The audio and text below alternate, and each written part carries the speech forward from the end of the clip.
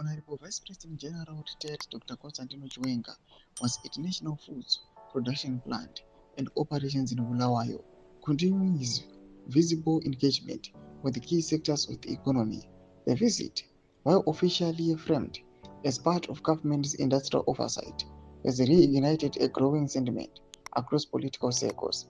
It may be time for President Mnangagwa to pass the baton. VP Chiwenga's presence at National Foods is more than ceremonial.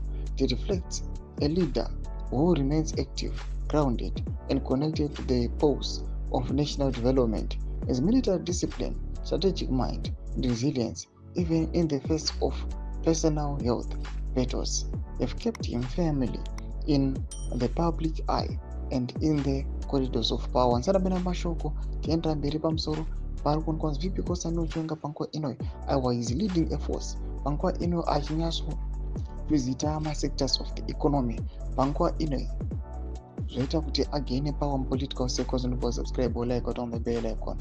Tiendera mberi mubuda nyogwa muchinzi.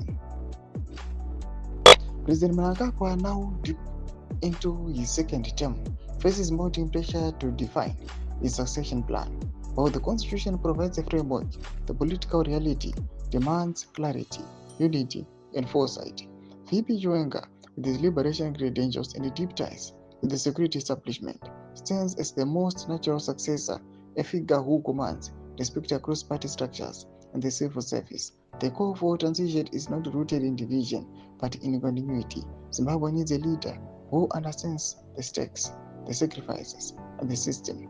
VP Chiwenga is proven through both his role in the 2017 transition and his current vice presidential duties that he is not only capable but prepared.